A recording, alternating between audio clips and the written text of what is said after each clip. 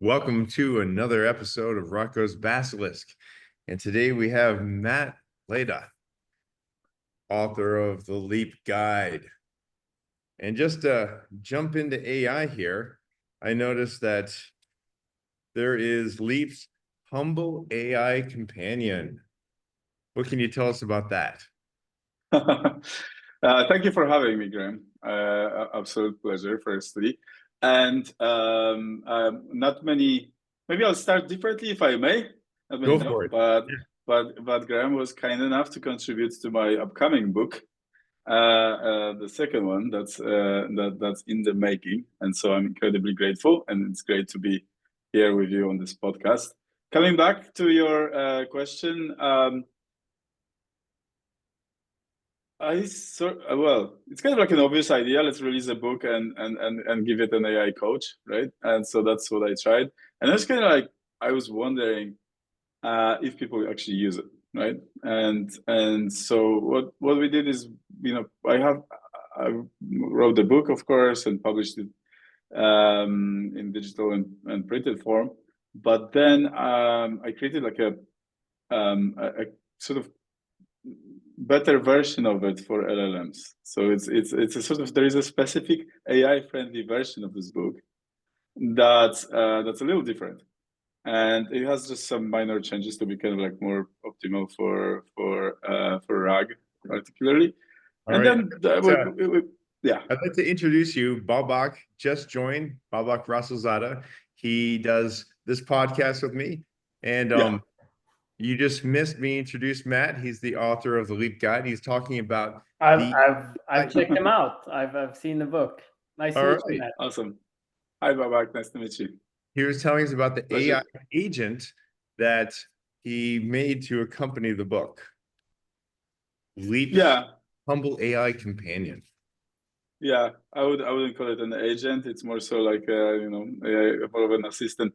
But it's like a coach that's supporting those who either have read the book and want to have ongoing support when actually implementing the guide, or in many cases it's people who just don't want to read it, and I tell them, hey, just you don't have time, just use the coach, and they do.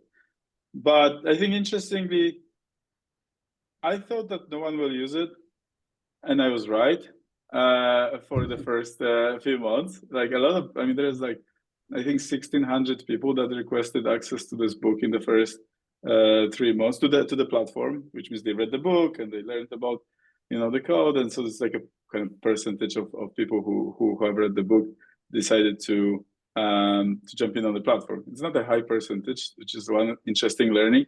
But the second one is no one was using it, and which actually was my assumption, that like releasing an AI assistant is like people that are kind of those tools, they don't trust them, they don't want them, they actually prefer to take their own notes and read the book. And only now, and it's been like 4 months since the book came out, only now I'm seeing that the usage is increasing, which is something that I didn't expect. I think it took time for people to actually get to, okay, now we're gonna be implementing it. Maybe I read and I don't remember what the book has in store for me. And so now I see that people actually are using it, because I see my token usage went up a lot on this account. Do you think maybe this is a new way to publish, where you're publishing a book with a model along with it, and people can either read the book or talk to the book? Yeah, I think it should be, in a sense. Like, if you have like big enough context windows, then it quite doesn't matter. Although LLMs are generally trying to behave well, and so they won't let you summarize a book and stuff like that if it's not your book. But maybe there's more to it than just the book, because if people can talk to the book and the author of the book, that might be more than, even if your book is somewhere in the repository of ChatGPT, you are not in the repository. So maybe, I don't know, if you record this and you put that in there, and you record a lot of other conversations with you as a person, and maybe a lot of personal information that you would permit, then they can actually talk to you in a way that's, Yeah, Yeah, you would think that, but we've been implementing all sorts of AI systems for years, and I think people actually don't use those chats as much as one would think, right? Like, those customs chats kind of freak people out a bit. Like they prefer to use, like, okay, if they're used to using ChatGPT, they use ChatGPT. Very true. And of course, like, a lot of people now try Deepseek and stuff because it's an interesting novelty, but will they stick using it? I don't know. And a lot of people, if you look at stats, switch to Claude for good reasons, right? Like, yeah, I don't think people actually use the chatbots as much. And I think the same will be true now with this, like, everyone's doing agents now, right? So there's like a million companies, big and small, making agents, and I think it's going to be quite similar. Like, they're essentially just workflows with AI and in current state, and I think very few will actually get, like, used more. It's quite an interesting thing because it's really useful. Like, if I'm to read this book, I spent 4 months shortening it, just so to really pack it with information and make sure it's not, it started with something being like 600 pages, and I distilled it, and tested it with, I think, over 200 people until I got to like 300 pages. But it's still 300 pages. So, would I personally want to read it? Like, I'm not sure. I'd rather to have an AI tell me, okay, this is the essence, this is what you need to implement, this is why, and do it. But yeah, will people? I wonder.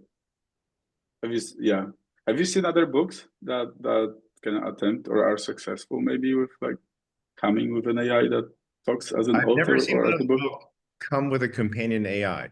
I think that's kind of a new idea. And you could launch your own publishing platform that lets other people do that. Yeah. I mean, Oh, so I used KDP to publish a book.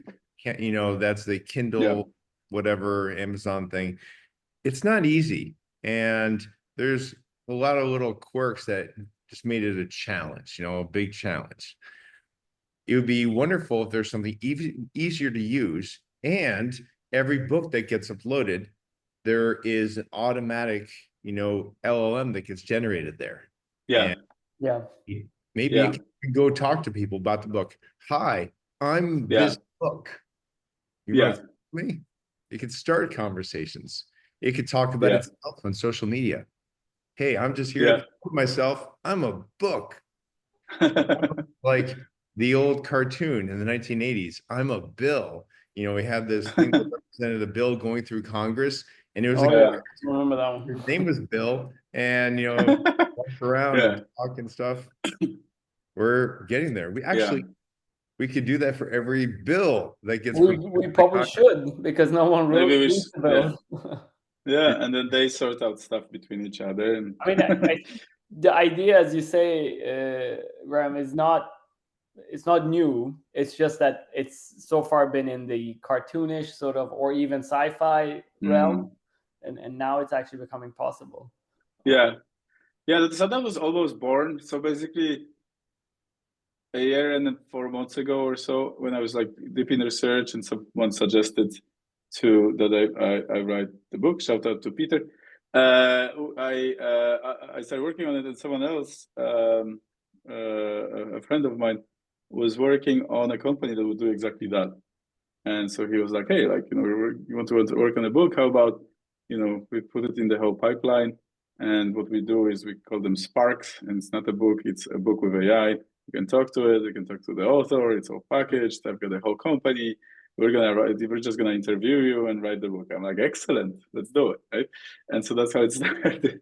And then 2 months later, and so I've been working on the material, interviewing people, And about a year ago, as I was, kind of had all the preliminary work ready, and I was ready to really get the book written, he said that he's just sold his company, like, recently before that, and he went to India and spent some time there, and he decided that he just has, like, why is he doing things anymore? And so he let go of all of his people from all of his companies and shut down everything, and decided to embark on a completely new spiritual path, and the company never started. And so I was like, okay, now I'm gonna have to write the book myself. I hope he didn't buy an island. I don't know. The reason I say that is that the story you're describing, there's a I think it's on Netflix. It's on Amazon Prime. There's a new movie there about exactly this kind of guy who just makes it very successful, becomes a billionaire, selling his company, but then is like wondering, why am I doing this? Just leaves everything, sells his shares to his partner, and then buys an island. But then what happens on this island? At first, it seems like it's very spiritual and nice, and then of course it turns into like a horror movie. Okay, it's called Blink Twice.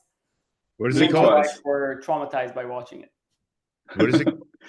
Blink Twice. Blink Twice. Oh, okay, yeah. I'll send it to him. His name is Kunal. He's I'm not sure if he bought an island, but embarked on a different journey. Speaking of things getting cheaper now, I think that it's not only realistic for every book that gets published to have a companion AI, but literally you just load it up with one prompt, and this is not expensive. And a few minutes ago, you mentioned Deepseek. This has been, all over the news because they did it cheaper. And I mean, this is what they say they did. Who knows if it's real? In comparison, what they say they did is that they trained it on, trillions of tokens and got it done in just over $5 million. And the other paper, the R1 paper, the reinforcement learning paper, shows them doing quite well on a lot of different tasks. Now, this whole kind of model, I'd say it's gets the right answer for the wrong reasons. And I'll give you an example. It's the context window, or the context of the thinking section. And we never got to see this for one because they hide it. They summarize it, but they hide it. But with Deepseek, they show it. And there's literally a think tag at the beginning and a think tag when it's done thinking. And, I asked it, what's the capital of France? And it goes into this stream of consciousness talk, inane and idiotic. My favorite part is, for example, Germany's capital is Berlin, Italy's is Rome, Spain's is Madrid. So Paris fits the pattern. It seems like it's not very efficient at inference time. Oh, it gets worse and worse. So this other one, I asked, an orchestra of 120 players takes 40 minutes to play Beethoven's Ninth Symphony. How long would it take 60 players to play the symphony? And then it goes to this whole long thing. It's actually ridiculously long. It's almost like it's on the spectrum, like it's very autistic. It goes on its journey, Analysis paralysis. And my friend Adam did this one actually, and it just goes on and on and on. See, and then it gets the wrong answer. And it gets the wrong answer. Well, that's And which model is it? This is Deepseek. So Deepseek R1? R1. So Deepseek says that, if 120 players can get through the symphony in 40 minutes, 60 players, it's going to take them 80 minutes. It's going to take them longer. I'm surprised that she does all the thinking in English. That's very interesting. In Deepseek, when they're training it, they actually threw out every time it was doing its thinking in multiple languages because it did that a lot. Yeah, that's what they probably forced it to make the outputs in English, because even O1 from OpenAI thinks in Chinese a lot because it saves tokens. Chinese has about, I think, 40% higher density of information per character, because it's just but more compressed alphabet has much more characters, and so even O1 from OpenAI, you can see it sometimes. And we've worked with O1 a lot on various projects. It switches to Chinese, and even the prompts, and that's an American company, right? So I'm actually surprised Deepseek would have all those. Probably not always. I'm surprised it does that in English, because that was actually one of the benefits of the Chinese LLMs as well. That if they do all the processing, their own language processing in Chinese, I think they save quite a lot of resources. Here's Mm. I got, I don't know if I should say this for when you're recording, Ram, but I am recording. This is recording. oh, perfect. Okay. I'll say this. I wasn't aware of that. Here's an somewhat unpopular thought. I think there's a lot of thought about how LLMs and the fact that it is language models after all that seem to mimic human thinking so well compared to all sorts of models that have been tried before. I mean, I've been in the space for 17, 18 years working with AI and ML, and this is the first time I'm seeing models that at least seem to mimic human thinking very closely. But I feel like the more we do human intervention in the sense of architecting how we interact with these models, so like that stream of thought thing, that's not something that the model just naturally, organically does. That's something that was constructed by engineers to, hey, do this first and then construct the answer, thinking that that's going to improve the results, but also improve the interactivity with humans. Another example is, of course, if you go to any of these models and ask something that's, let's say, non-PC or inappropriate, there's a lot of, call it scaffolding, a lot of fail-safe put in place structurally by engineers. So it's not just the raw model, right? There's a lot more that's going on. I think the more we do that, the more we try to manually craft it in such a way that it gets closer to human thinking, the further it gets away from human thinking, right? This is a perfect example, the ones Graham showed, where by trying to make it even better, we're making it worse, or at least we're making it further away from what we identify as human thought. Yeah, I agree. Yeah, I guess it's still a kind of, it's like very open research. It's like research with hundreds of millions of people involved in a way, right? So it's not like, I wonder where that leads. Because I guess the strawberry was such a big break, and I guess at least many would argue that R1 is just kind of like trained that, or at least inspired by O1. And so the chain of thought has existed for quite a while now. Like I feel like at least a couple of years. Yeah. And so it's nothing really new, but they somehow figured out that this helps with math and it helps actually get better answers, and it does work. But it helps until it doesn't. It feels temporary.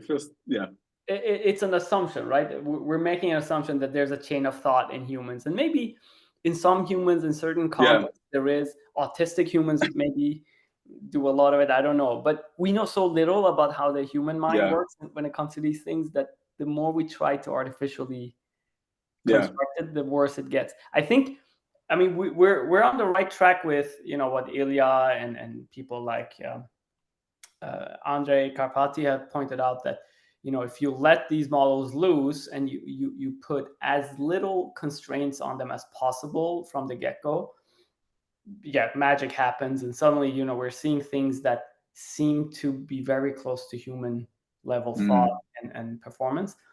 But yeah, the more we try to construct them, I mean, because we just don't know how human mind actually works. So the more we actually try to construct them, not from first principles. I mean, artificial neurons are somewhat first principle. It's not actually first principle because they're not accurate model of human neurons, but it's closer to first principles.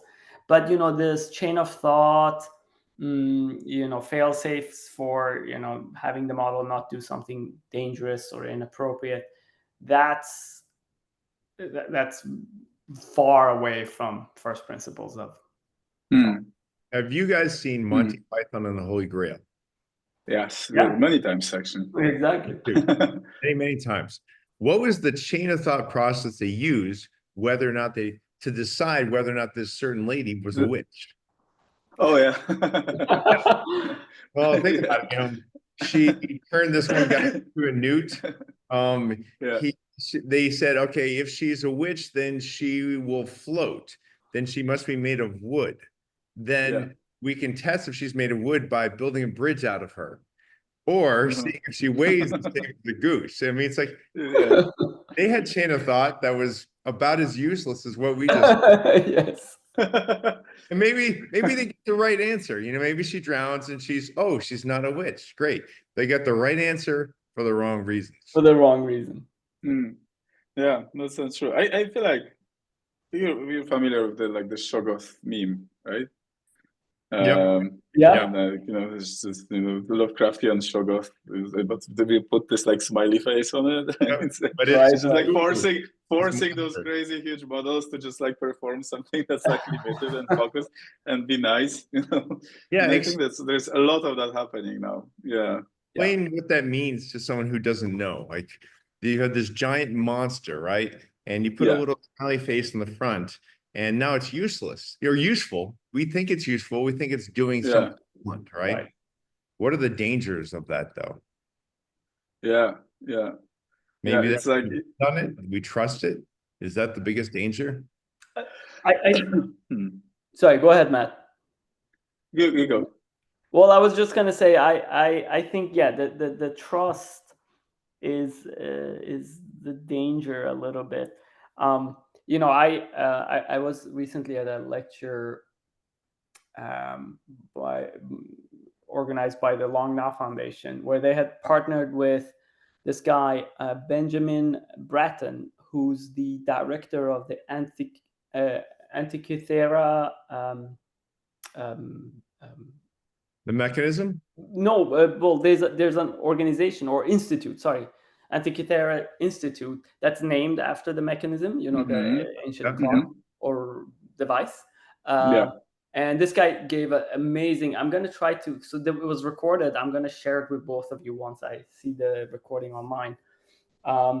It was an amazing talk where, you know, the guy is a philosopher, of course, and then the institute is all about sort of a new paradigm of philosophy for the age of AI, basically, and extremely interesting thoughts. And you know, this guy has been thinking about this topic for decades.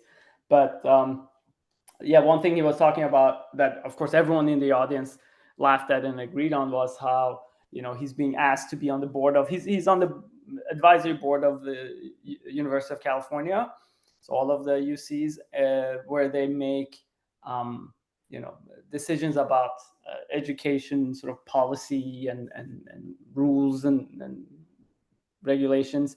And one was, you know, the use of AI and how they were basically asking the advisory board, the people who are in charge of the university board, asking the advisory board to tell them how they can detect that a student has used AI in their coursework or homework or whatever, and how they want to, you know, detect it and catch the student.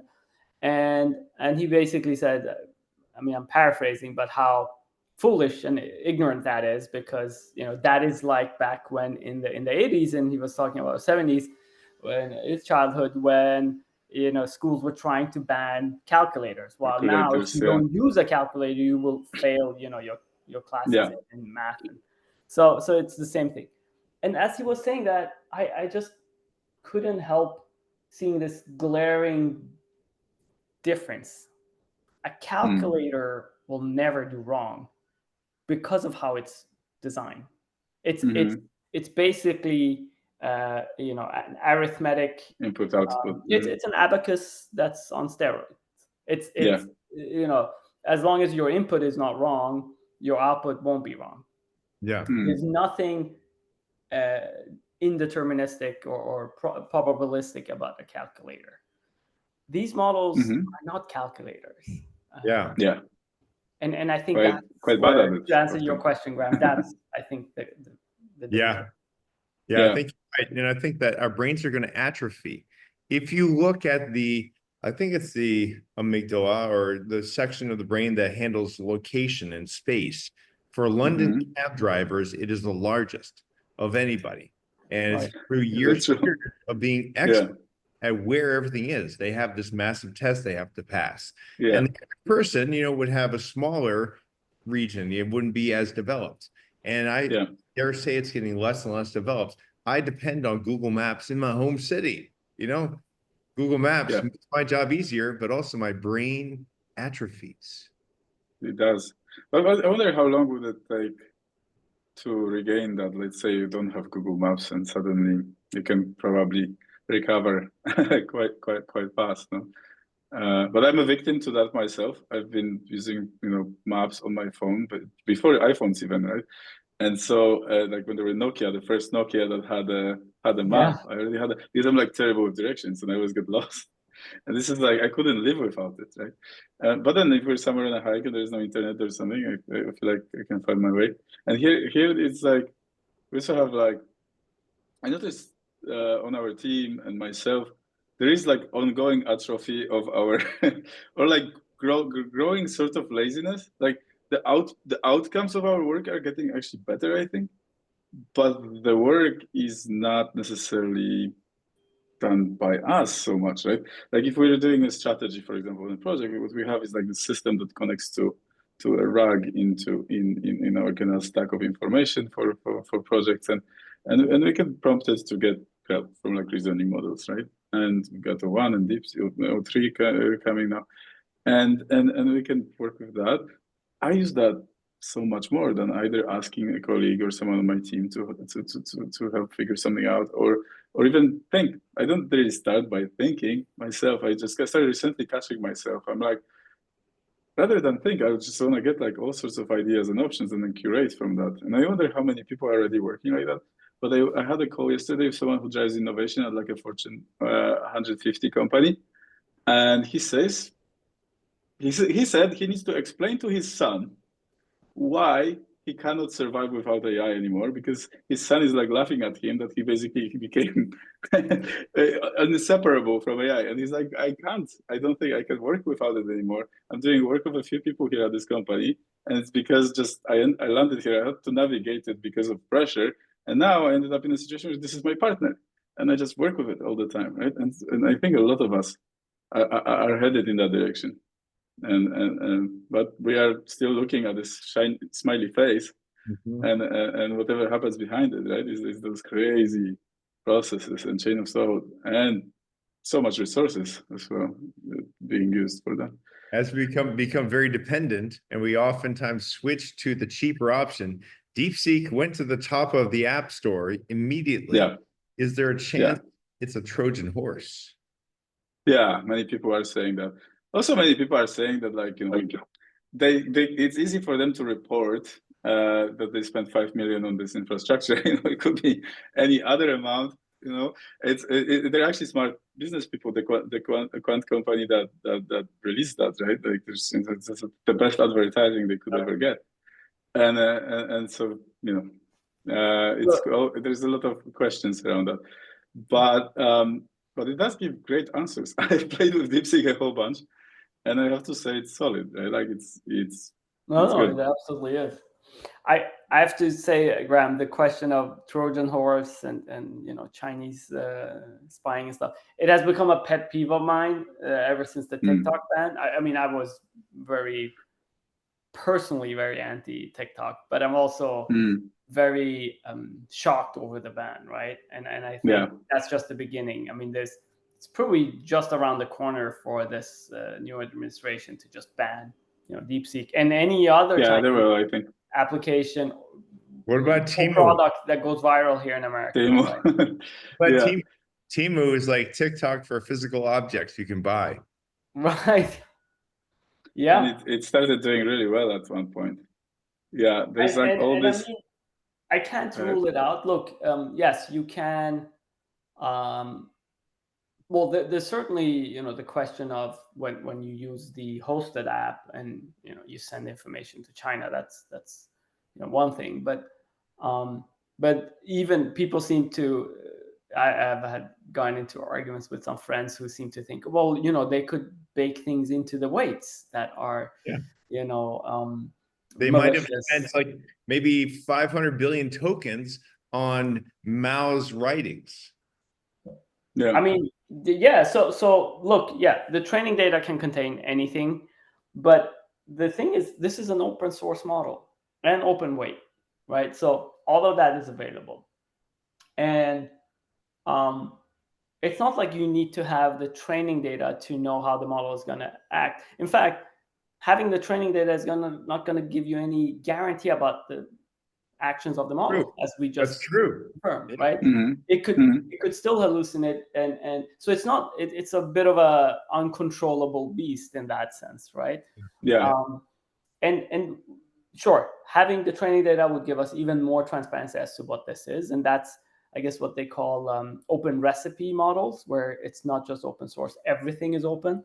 Okay. But the fact that it is an open source model and an open weight, I think we would have known by now, or we will know very soon, because every country has their own, cybersecurity um, um, uh, departments and divisions that will investigate this. We will know very soon if that's the case, because it's open source and open weight. We don't need the training data to figure that out. Yeah. Now, others might disagree Mhm. with me on that, but Well, you yeah. speak of Mhm. recipe and that being a hard part. The most impressive thing here, if true, they train on 14.8 trillion high quality and diverse tokens, whatever that means. The pre-training process is remarkably stable. That's the amazing part. Throughout the entire training process, we did not encounter any irrecoverable loss spikes. This is when a whole bunch of the weights might go too high or too low, Mhm. and then it becomes untrainable after that. They didn't have to do that. They didn't have to roll back. So the recipe they trained it with, whatever it was, I bet there's a lot of little things they actually didn't tell. If it actually was that good and that stable, that's impressive. Yeah. And then a few days later, Alibaba released their Moloquan, right, and a whole bunch of others. But they're so biased, so limited in their own kind of Chinese censorship, right? That it's hard to imagine them being adopted widely, right? For narrow tasks, maybe, since they essentially require less compute. But how if long it would that take for them? on math, if it gets the right answer on math problems, who cares? Yeah. Although, yeah. I do want to add this. People are losing their mind over, it's a FP8 native FP8 sort of model, and then stuff. That's not. First of all, there were publications about this kind of models natively, quantized at training time already in 2016, 2020, 2018. Companies that work with AI on the edge, the one I work for instance, have been doing models like this. Of course, they're much smaller, right? Because they need to fit on the edge for a long time, relatively long time given. So you've been experimenting with different floating point lengths. Yeah, or int 8, right? Yeah. Natively int 8 models, or even lower. The novelty, of course, here with Deepseek is that they've done it for a foundational model, a massive, the non-distilled model is massive, and it's natively FP8. So yes, that's new, but the idea itself is not new. And KV cache is also not a new idea, but they're using it in a clever way that, again, it requires brilliant engineers. And I'm sure, if you do quant trading, and I have friends who are quants and who started already like 8-9 years ago applying deep learning in their quantitative trading methodologies and systems. You are a strong software engineer, no doubt about it. Strong ML engineer.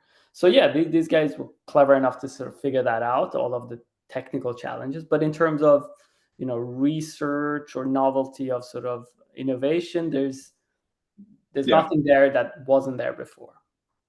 Yeah. I wonder what do you think about this? Like, past couple of weeks, we've been working on the part of the project, and I can't go into details, but it's for Future of Life Institute, and essentially to kind of help communicate AGI and tool AI as Max Tegmark likes to propose we call it. And Babak knows Max. I know. Sorry? Yeah. Fellow Swede. Oh, awesome! Yeah. So we've been kind of pondering to communicate, the potential threat of AGI that's running free. We were kind of pondering how do the Chinese news affect that? Like, for example, would an authoritarian Chinese government actually allow for emergence of AGI or ASI? Right? And I wonder, what do you think about it? Because in essence, it's losing control to some degree, or a high risk of losing control. Mm-hmm. And we've been kind of thinking yes, there is the race, but would they even do that? Right? And so is the narrative that's here, it's well, we need to, spend $500 billion and move faster to get to, digital God. But that has such a high risk of losing control. That would an authoritarian government even allow for it to be born in China, right? And what do you think about that? I think that's an excellent question. Have you guys, either of you, seen the movie The Creator? Of course. Yeah. Love it. Yeah. There it was the opposite. For reasons that I don't want to spoil the movie for people who haven't seen it, but for reasons that are explained at the beginning of the movie, it's the Western nations that are super hard ban and control on AI, while Asia, East Asia is sort of free for all. And and I think in reality, I'm more with you, Matt. I think it would probably be the opposite, right? Although, hey, at this point, with our current administration and your guess, anyone's guess is as good as mine. I really don't know how it's going to go. But the regulatory aspect and the landscape is very interesting. So when you consider China, some things stand out to me. One is they have more STEM students than we have students. They have more humans dedicating their efforts to figuring out AI than we have, students of any kind. They're just an amazing powerhouse in that respect. I'm very grateful that they've been so kind to publish their papers in English, and they keep doing that. And that is, you got to admit, that is an amazing gift. And this is a time period where we're not at war, and I hope we're never at war. And I think we need to recognize the amazing intellectual talent that is there. And we also should, feel good about ourselves that we're the ones who invented a lot of these things that, they've been able to make faster and better and cheaper. Everything they did for Deepseek were things that were invented here, by immigrants that came into the country, like Vaswan et al. Is the first name on that paper from 2017 that, gave us the transformer in its new form. And it comes from an idea in the late 80s from Jürgen Schmidhuber, another, immigrant. But all these really smart people have come into this country, and there's this country in China, and there is tension there. And we should feel that tension, and respect it and be careful in some ways. But we do need to keep trying hard. I think that the Chinese government makes decisions in a certain way, and it's not always a way that shows deep understanding of what's going on. Think about what they did with Bitcoin and such. They were the world's leader, and they had the most influence on that anywhere. And then they just kind of shot themselves in the foot. Something like that might happen with AI. You might be right, Matt, that as it gets really powerful, then they feel like, okay, this is scared. There's a threat to the administration, and they'll shut it off in one day, just like they did. But would that be possible? Would that be possible to shut off? Because I think a lot of the debate is about geopolitical national security, which of course, is important and should be discussed, but I think it's kind of missing the point that none of these models are nationalized. These models are owned and controlled by private companies that might be, you know, having headquarters in a country, but all of these companies we're talking about are multinational companies. Now, for, you know, reasons that I think are gonna, as soon as we reach AGI, all of that is irrelevant, because the company that reaches it first, that race is very crucial, I think. Oh, yeah. And that company, for that company, at that point or beyond that point, it's no longer going to matter if they are, quote unquote, an American or European or Chinese company. They are going to be as powerful, if not more powerful, than any nation on earth. Some people would say it's like the quote from Top Gun: "There's no points for second place." Yeah. In this It's race, kind of like the, you know, nuclear arms race, right? When you know, Europe, you both seen Oppenheimer. Oh yeah. Maybe read the book also. Like that was also the race of all races, and this is even more so, right? Yeah. However, I think Oppenheimer is very instructive because we got there first, the US got there first, and then yes, we know now because the Matrokin archive, there were some leaks, and we know who it was, and they shared our plans with the Soviets, and then the Soviets built their bomb. But I saw this other analysis. One of the scientists who was the head of the project of the Soviet version of the nuclear program, he actually had a different design, but he was told by his, you know, people over him, you have to follow the American design.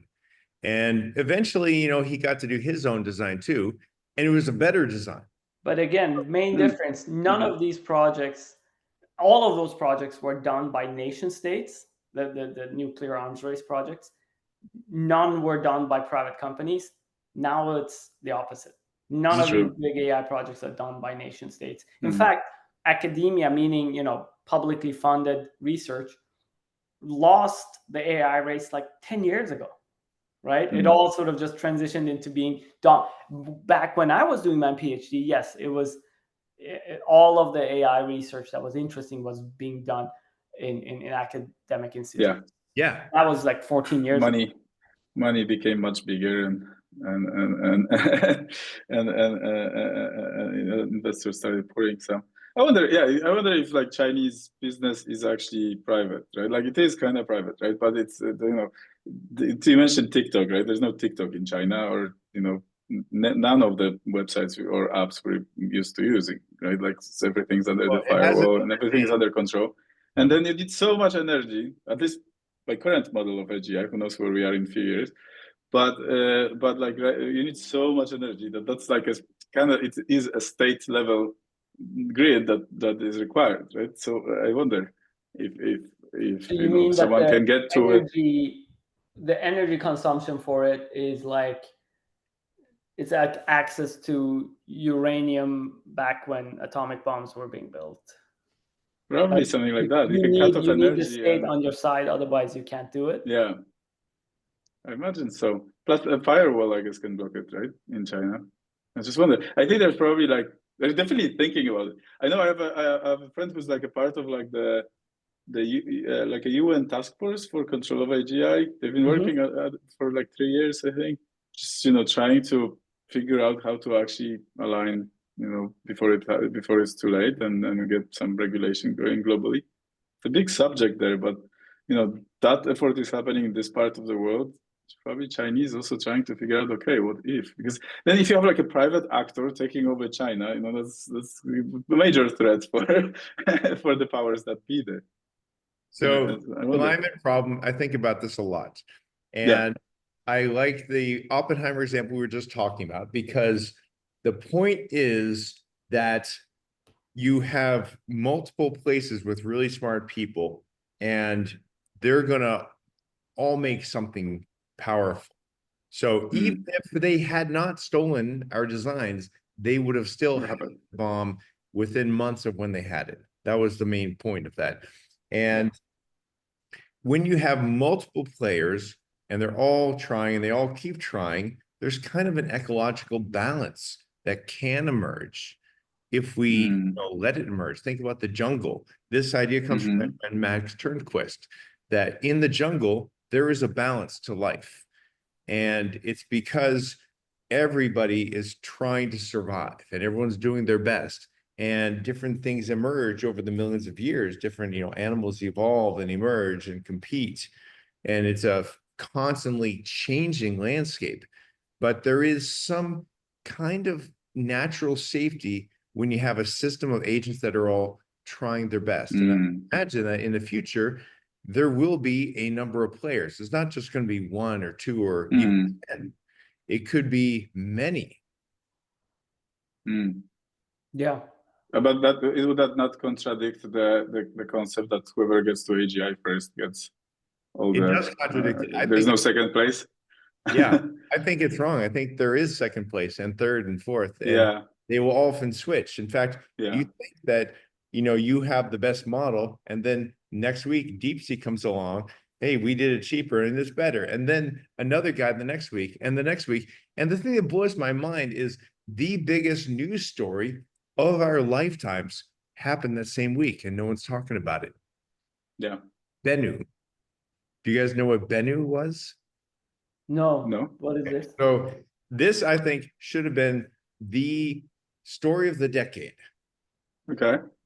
NASA chose an asteroid named Bennu that's very far from Earth, never had any contact with Earth. We can play its orbit back using, propagators, see that through time. It had no contact with Earth, ever. Very, very far away.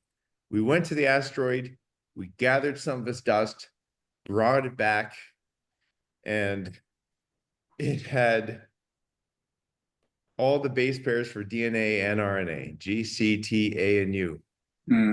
Yes, all of them. Building blocks of DNA were on Bennu. Wow. That I is, missed this in my news. mind, the biggest story. And NASA announced, and it was a huge deal. And then, everyone just wants to talk about Chinese AI. Yeah. Yeah. It's interesting. Go ahead. No, I was just gonna say the hype is almost ridiculous. Oh, it's so ridiculous when you look at at the news cycle and at X or something. It's there's quotes like Deepseek beats OpenAI and BYD beats Tesla and Huawei beats Apple and TikTok beats Instagram and DJI beats all drones and stuff like that, right? And it kind of is true. Like when you look at the curves, they're sort of insane. But going to your this kind of parallel discovery of similar things around the world that happened many times, right? Like electricity and light and wheel and completely separate cultures around the planet that would come up with similar solutions around similar time. Actually, I have a friend with whom we have a kind of monthly standing call, Dan Mapes, who has an AI active inference AI firm. They're going they're actually going public on NASDAQ next month. And his take is interesting, right? It's basically we're essentially on the path of discovery that to some degree is almost predefined, and in our kind of conscious evolution, a time just comes when something should be discovered, and it emerges here or there or somewhere. And right now, the time has come for this level of artificial intelligence, and that's why it's popping up around. And it's not necessarily people stealing something from each other or cross-referencing. There's some of that, but it's just the science, the general science and knowledge and wisdom arrives to that point, right? Yeah. And it's an interesting way to look at things. I think that it just it should emerge, and therefore it emerged. Yeah. What do you think about this take? So I think that means that if you try to regulate AI, we have to think about the different ways that can be done. One way is artificially slow things down, slow certain people down, take away their ability to either deploy money or GPUs.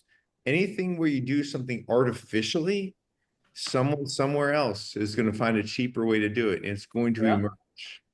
I mean, that's exactly the case with the chips, right? Yeah. of course, what's his name? The CEO of Deepseek, he managed to get his hand on like 10,000 NVIDIA GPUs just but they're the before. older ones. Yeah.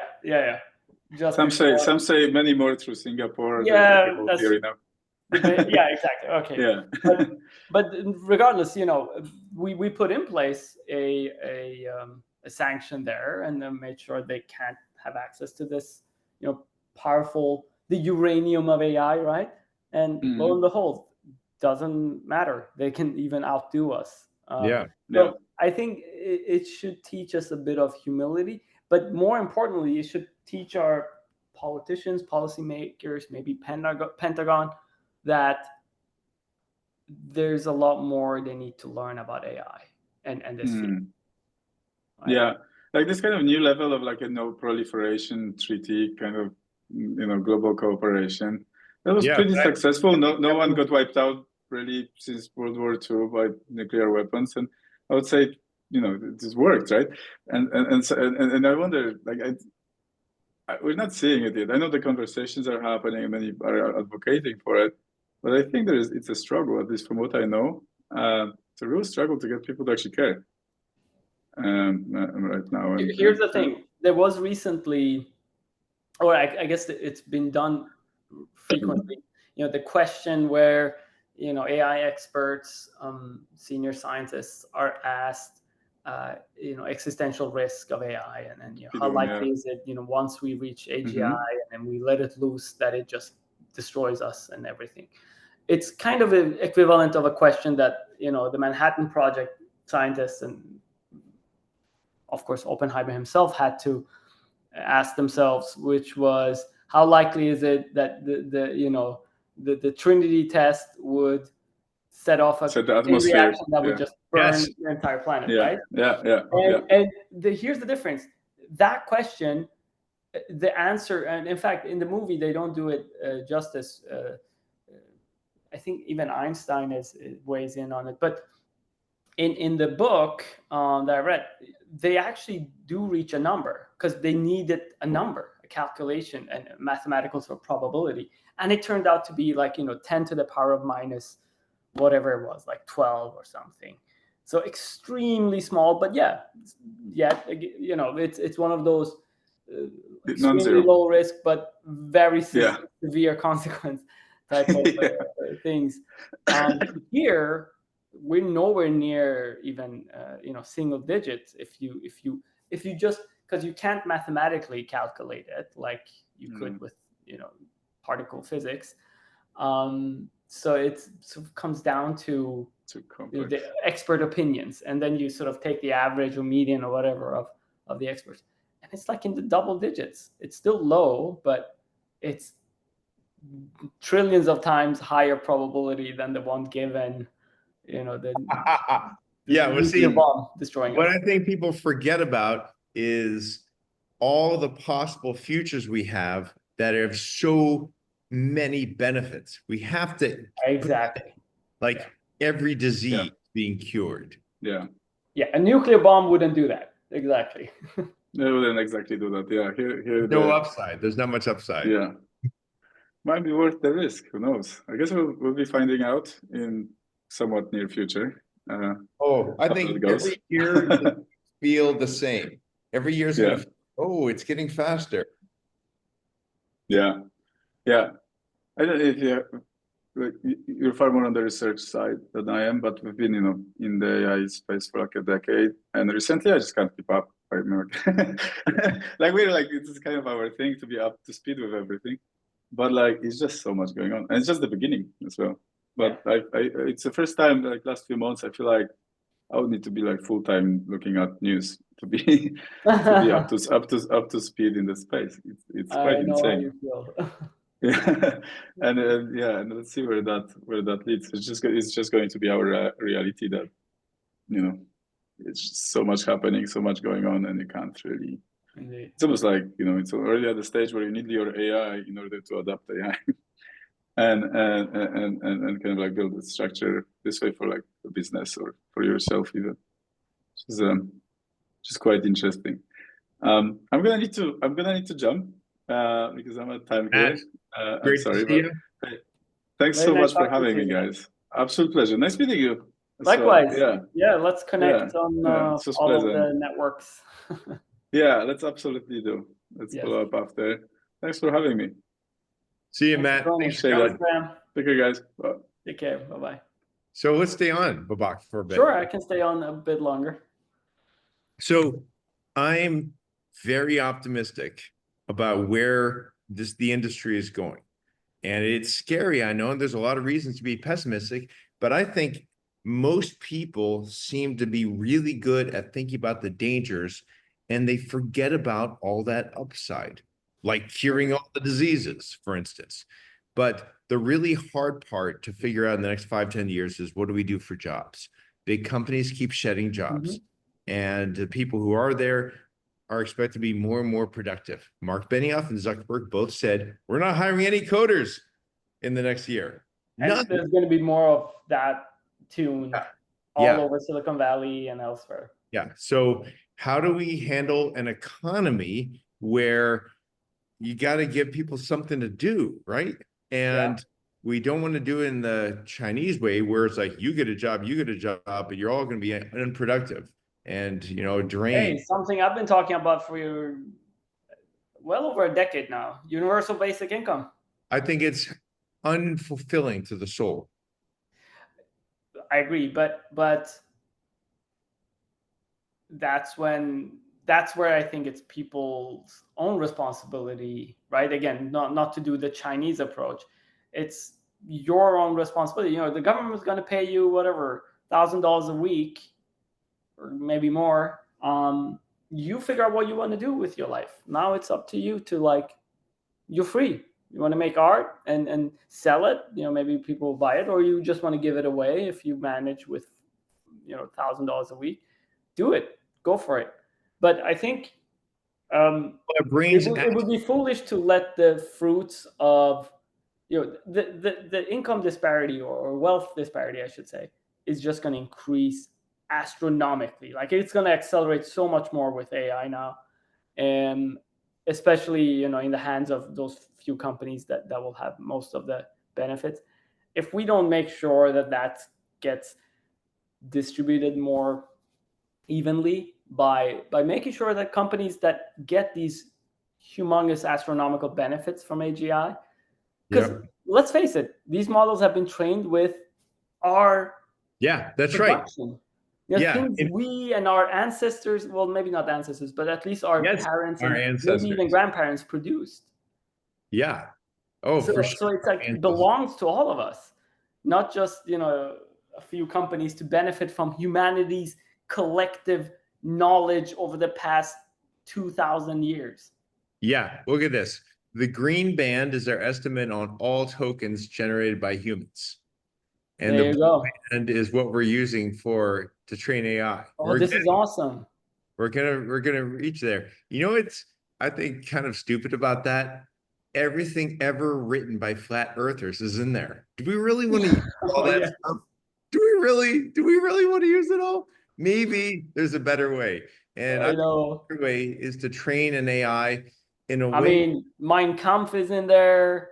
You're right. Know, all sorts of hatred, the propaganda spewed by the Nazi propaganda machine is in there. In fact, the #1 book when the Gutenberg press came out was not the Bible. The #1 bestseller was this thing is called Maleficus Maleforum or something. It's like about how to find and burn witches. Are you serious? That was the best-selling book. Bestseller from the early days of the Gutenberg press. Yeah, so we've been through all this stuff before. Yeah. But one thing I think about that strikes me about this, I love that phrase, we did not encounter any irrecoverable loss spikes. An irrecoverable loss spike would be an area in which, you know, the weights are just way too high and they're never coming down. And you could think about training an AI is a little bit like managing an economy. Think about the job of Jerome Powell.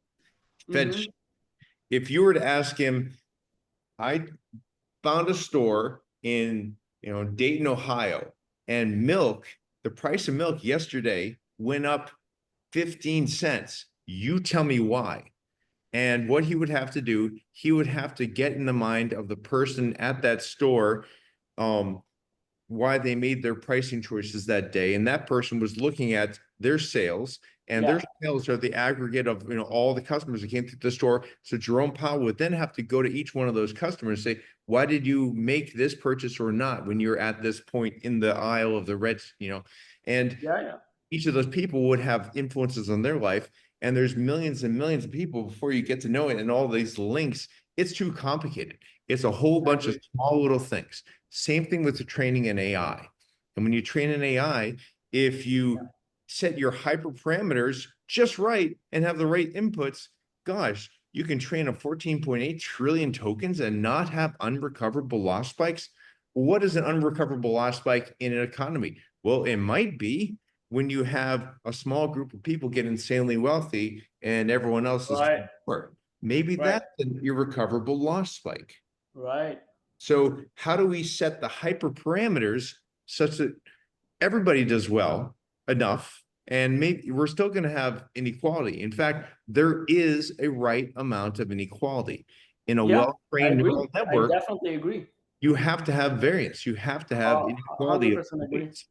But there's a wrong amount too. There's a wrong amount too. Irrecoverable loss spike is a wrong amount. Yeah. That's a good way of putting it. That's a very good way of putting it. Yeah. It's definitely going to be an interesting year, 2025. I don't think it's going to be the year of AGI, but I also have a more, I feel like based on the public discourse I've been hearing, I have a higher bar for what is AGI than what seems to be generally talked about in the public. But I also have to say, I feel like my bar is the bar that most academics have.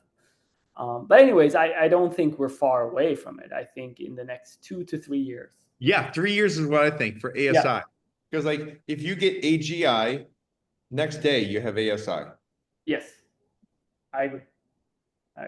Yeah, and what we all want a virtual Einstein. Imagine someone you can tell them, go do 10,000 years of research, cutting edge research. Or 10,000 virtual Einstein. Yeah, but imagine if you had just one, just tell them, go do 10,000 years of what Einstein would do in 10,000 years. And 5 minutes later comes back and says, I'm done. Yeah. Here's the new standard. And it figures out all the secrets of the universe. Yeah. We can do time travel now. Here's the key. No, we will solve cancer in no time. We will, figure out. We'll probably even figure out, things such as world peace and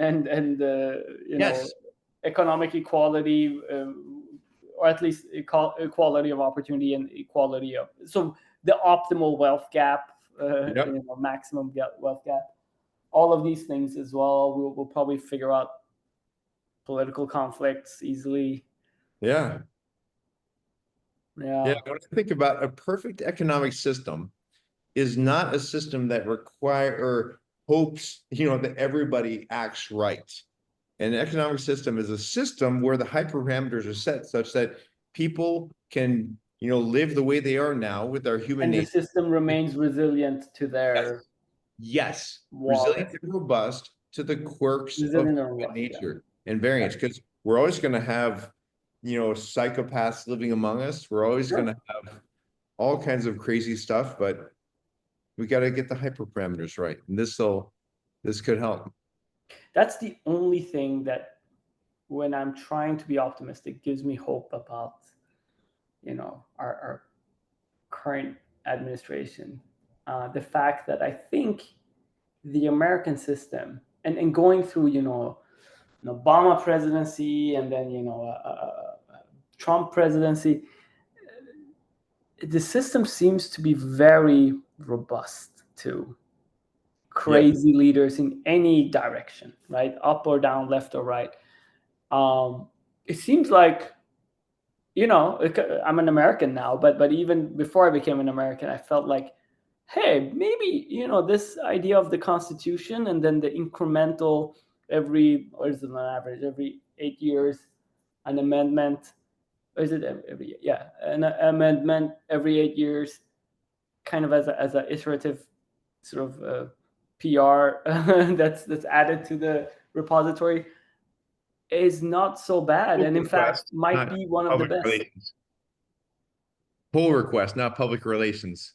Correct, pull request. Thank you for those listening. Because it seems to have been able to produce a system that's, at least for the people in this country, very robust to crazy changes, both internally and externally. But hey, let's see. This might be the ultimate test. We've had a couple of issues here and there. We've gotten better at them. Like I think Bernanke's take on the Great Depression was accurate, that as banks failed, there were fewer dollars. And if the Fed had printed money back then, it would have created the liquidity they needed. And they learned that lesson. Then 2009, they did it, and it kept the system stable. But it's all about hyperparameters. And I agree. was right is hard. It's every year we enter a world we've never been in before, because innovation changes the landscape. Yeah. All right. I like that as the final words. Great seeing you again, Graham. It's been another great episode of Roko's Basilisk.